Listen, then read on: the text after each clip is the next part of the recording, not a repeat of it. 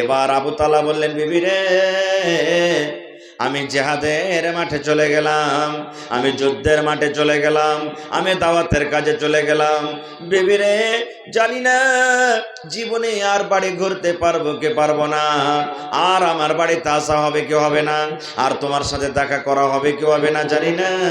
তোমার সাথে আমি এতদিন জীবন কাটলাম, একসাথে আমরা উঠা বসা করলাম, একসাথে আমরা চলাফেরা করলাম।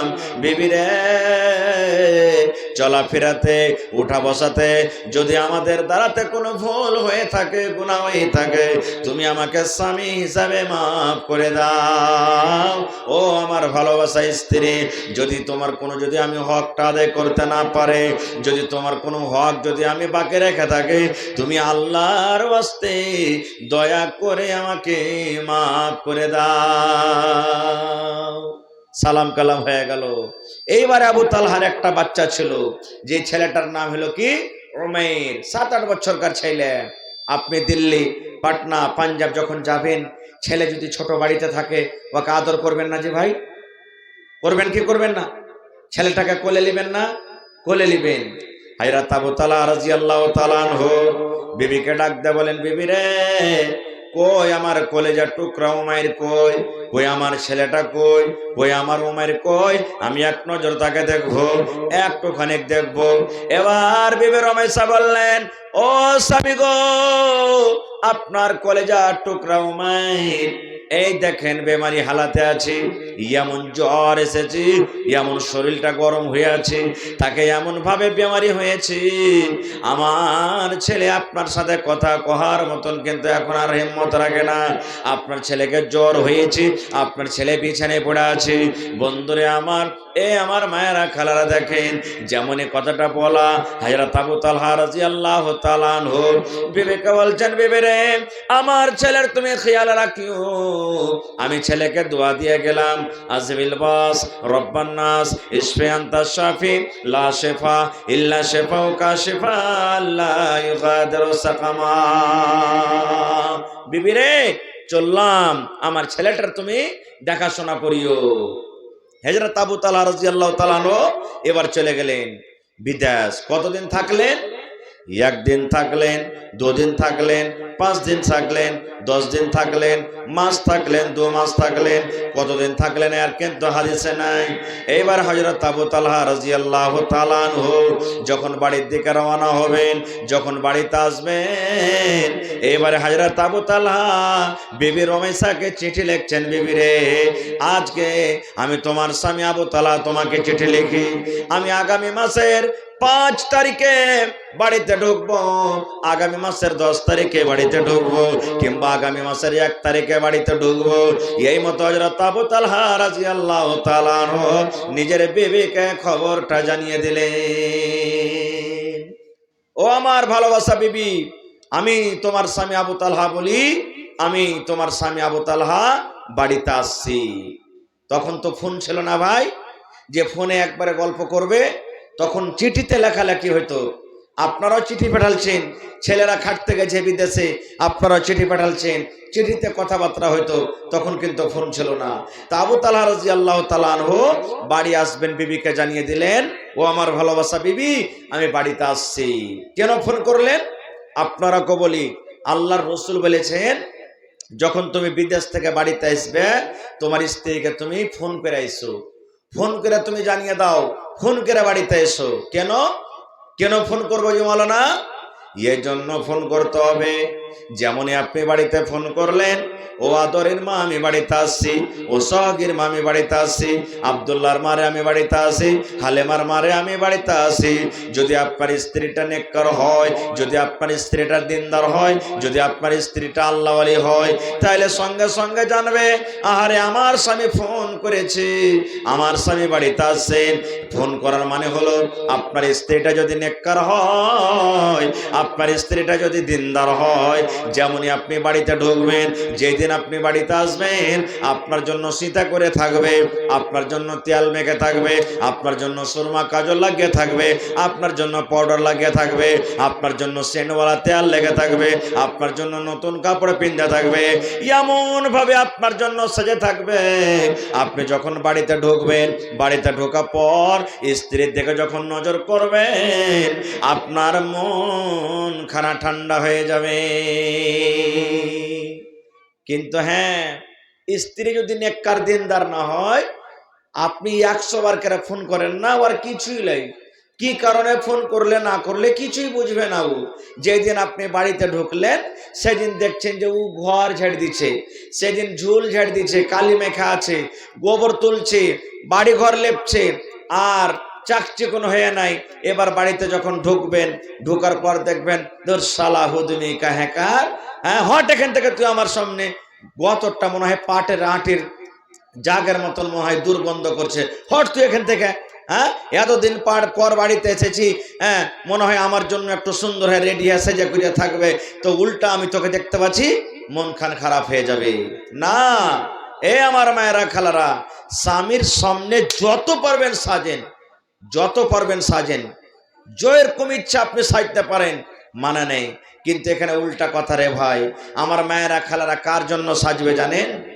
ভাইয়ের বিয়ে লেগেছে, মামুর বিয়ে লেগেছে, দেওরের বিয়ে লেগেছে, বরযাত্রী যখন যাবে রে মুসলমান, কুটুমের বাড়ি যখন যাবে, কুটুমের বাড়ি যাবে, তখন সুন্দর করে মায়েরা খালারা সাজন কুজন করে যাবে। নাকি স্বামীকে বলবে, হাজি আব্দুল্লাহর বাপ, ভাইয়ের বিয়ে লেগেছে, বইয়ের যেতে হবে, কাপড় গালা ভালো না, 1000 টাকা দামের এখানটা কাপড় গালা কিনে দাও না। 1000 টাকা দামের কাপড় পিন্ধে যাবে কুটুমের বাড়ি বেড়াইতে, ওকে দেখাইতে যাবে, আর নিজের স্বামী যে ওকে কষ্ট করে কিনে দিলে ওর সামনে ছিঁড়ে মিড়া গেলা পিন্ধে থাকবে, আইলে জেলায় থাকবে, ওর সামনে ভালো কাপড় পিন্ধে থাকবে না। খুব আল্লাহ রাসূল বলেছেন, মহিলারে তোমার স্বামীর জন্য তুমি সাজো, যত সাজতে পারবে তুমি সাজো।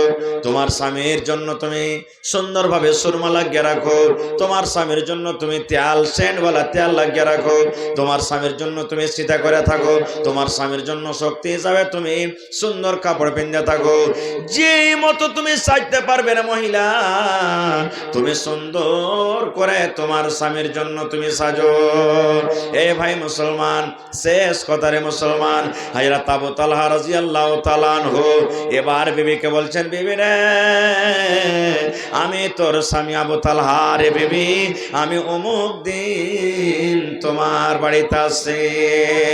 হে আমার মুসলমান ভাইরা শুনেন, যেই দিন হযরত আবু তালহা রাদিয়াল্লাহু তাআলা আনহু বাড়িতে আসবেন, যেই দিন হযরত আবু তালহা রাদিয়াল্লাহু তাআলা আনহু বাড়িতে ঢুকবেন, আল্লাহ রাব্বুল আলামিনের লীলা দেখেন, আল্লাহ রাব্বুল আলামিনের কুদরত দেখেন।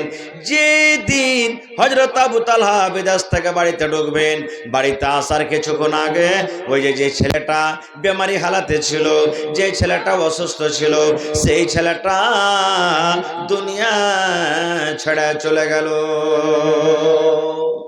ছেলেটা মারা গেল। ধরেন হযরত আবু তালহা রাদিয়াল্লাহু তাআলা আনহু 1 ঘন্টা পর বাড়িতে ঢুকবেন, 1 ঘন্টা পর বাড়িতে আসবেন, বাড়িতে ঠিক ঢোকার 1 ঘন্টা 2 ঘন্টা আগে আগে ওই ছেলেটা দুনিয়া থেকে চলে গেল, ছেলেটা মারা গেল। এবার আপনারা বলেন সুবহানাল্লাহ, স্বামী বাড়িতে ঢুকছেন, বিবি রমেশা বলছেন, আল্লাহ কি করব? আল্লাহর নবী বলেছেন, ওই মহিলা হলো সব থেকে উত্তম আফজাল, যে মহিলা যখন তার স্বামী বাড়িতে ঢুকবে আর ঢোকার সময়তে স্বামীর মুখের দিকে যদি একটু হাসি তুলতে পারে, স্বামীর মুখে যদি একটু হাসি ফুটাতে পারে, ওই মহিলাটা সব থেকে উত্তম। আল্লাহ, আমি এখন কি করব? এদিকে আমি বাড়িতে, আমার ছেলে মারা গেল, আমার স্বামী আসছে, আমি ছেলের জন্য কি করব আর স্বামীর জন্য কি করব? ভাবা চিন্তা করে এবার বিবি রমেশা বাড়ির সমস্ত লোককে জমা করে দিলেন। জমা করে দেওয়ার পর এইবারে হযরত রমেশা রাদিয়াল্লাহু তাআলা আনহা বলেন, ও আমার বাড়ির লোকেরা তোমরা শুনে নাও, ও আমার বাড়ির বোনেরা তোমরা শুনে নাও, ও আমার বাড়ির লোকেরা তোমরা শুনে নাও, আমার স্বামী আবু তালহা বিদেশ থেকে বাড়িতে আসছেন, আমার ছেলেটা মারা গেল রে, আমি ওই ঘরে তাকে সুন্দর করে ঢেকে রেখে দিলাম, সুন্দর করে কাপড় দিয়ে তাকে ঢেকে দিলাম। আমার ছেলের কথা তোমরা খবরদার খবরদার আমার স্বামীকে তোমরা জানাইও না, সময় মতো আমি নিজে আমার স্বামীকে আমি জানিয়ে দেব। খবরদার খবরদার, এই আমার ছেলেটা মারা গেছে, এই মরার খবরটা আমার স্বামীকে তোমরা খবরদার জানাইও না।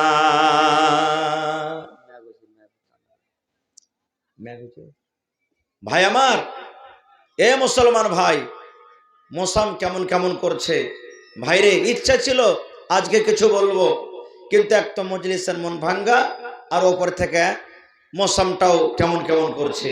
ভাই ইনশাল্লাহ আপনাদেরকে ওয়াজ শোনাবো, আর এখনো আছি। তবে ভাইরে, এটা বানাত মাদ্রাসার জালসা নাকি একটা বেটি ছেলের মাদ্রাসার জালসা। মানুষেরা বলে বেটি ছেলেকে পড়িয়ে লেখে কি করবি রে, বেটি ছেলে তো বিয়া শাদী হয়ে যাবে, পরের বাড়িতে চলে যাবে, গোবর তুলবে, ছাই তুলবে, বাড়ি ঘর ঝাড় দিবে, বেটি ছেলেকে পড়িয়ে লেখে কি করবি, বেটি ছেলেকে পড়িয়ে কোন বড় মানুষকে কবে হয়েছে। এটা ভুল কথা রে ভাই। একটা বেটা ছেলেকে পড়াইলেন, একটা লোককে পড়াইলেন। একটা বেটি ছেলেকে যদি পড়ান, একটা পরিবারকে আপনি পড়িয়ে দিলেন। কেন?